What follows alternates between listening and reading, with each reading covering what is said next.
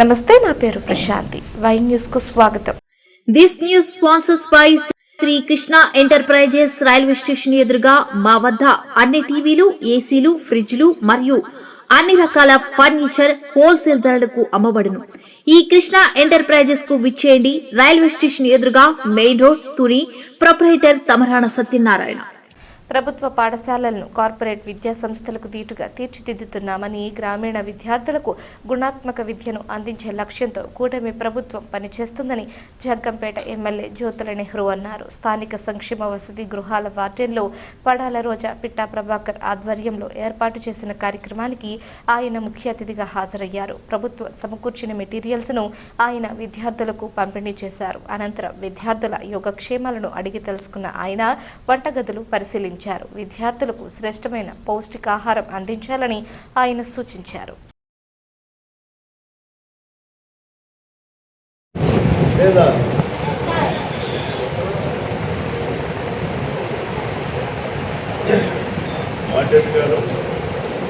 సిబ్బంది అందరికీ కూడా నా హృదయపూర్వకమైనటువంటి ధన్యవాదాలు తెలియజేసుకుంటూ, మరి ఈరోజు కూటమి ప్రభుత్వం ఏర్పడ్డ తర్వాత లోకేష్ గారు విద్యాశాఖ మంత్రిగా, అంటే మెయిన్ మంత్రిగా బాధ్యతలు తీసుకున్న తర్వాత ఈ విద్యా విధానంలో ఎన్నో మార్పులు తీసుకొచ్చారు. అంటే 3 అంచెలుగా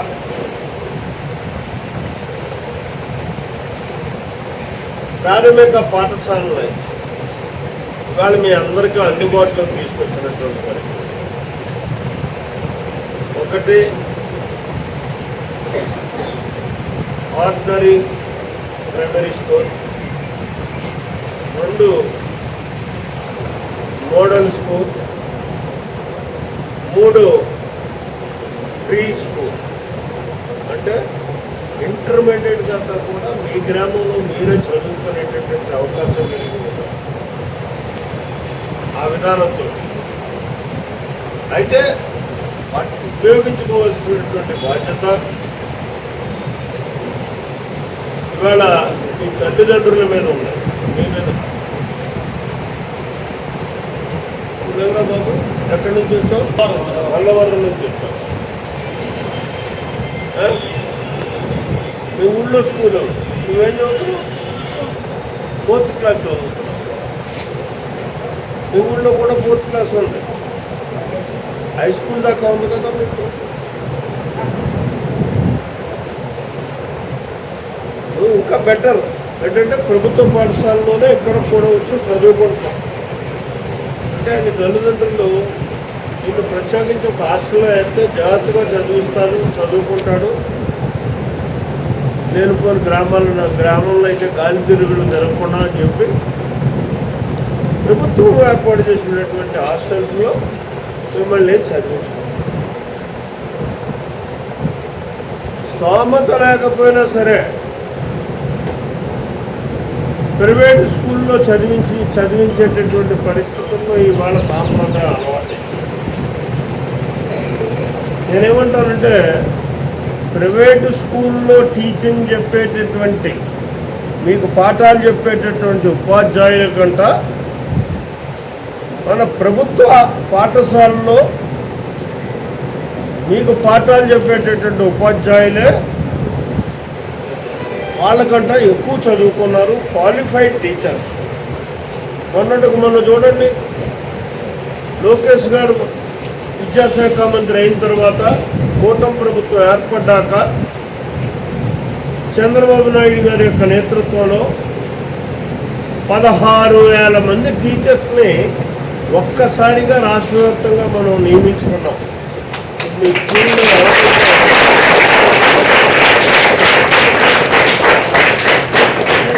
వాళ్ళందరూ కూడా బీఈడి, ఎంఏ బీఈడి అంత పక్కా క్వాలిఫైడ్ టీచర్స్. అదే మీ గ్రామాల్లో కూడా వాళ్ళందరినీ వేసాం. అక్కడ మీ పిల్లల్ని మీ తల్లిదండ్రులు మీరు ఆలోచించాల్సింది. చదివించగలిగితే చాలా ఉన్నతమైనటువంటి విద్యను ఉచితంగా నేర్చుకునేటటువంటి అవకాశం ఉంటుంది. ఇవాళ కూటమి ప్రభుత్వం వచ్చిన తర్వాత ఎంతమంది పిల్లలు ఉంటే అంతమందికి కూడా మీకు ఈ వనరులు ఇవ్వడంతో పాటు ఆగలేదు కదా. మీరు చదువుకుంటున్న కారణంగా మీ అమ్మకు ప్రోత్సాహం ఇవ్వాలనేటటువంటి ఉద్దేశంతో ఇవాళ తల్లికి వందనం. నీకు ఎంతమంది రా పిల్లలు బాబు?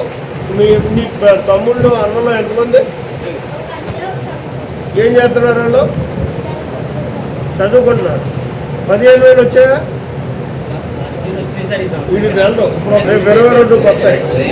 వచ్చాయి కదా, పోయిన సంవత్సరం వచ్చాయి.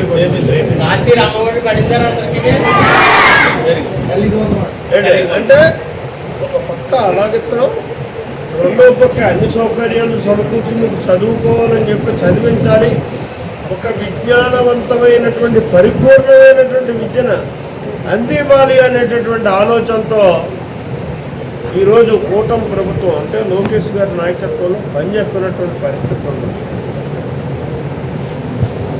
ఇవాళ చూడండి, మీకు నిజంగా ఎన్ని సౌకర్యాలు మేము చదువుకునేటప్పుడు కానీ, మేము చిన్నపిల్లలుగా ఉన్నప్పుడు కానీ మాకు కూడా లేవు ఇన్ని సౌకర్యాలు.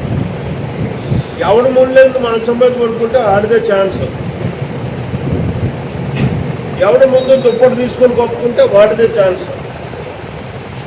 ఇవాళ మీకు ఒక పరుపు, ఒక దింపు, 2 లేనలు ఆడుకొని వచ్చేసి డాల్ పడుకోవడం తినేసి,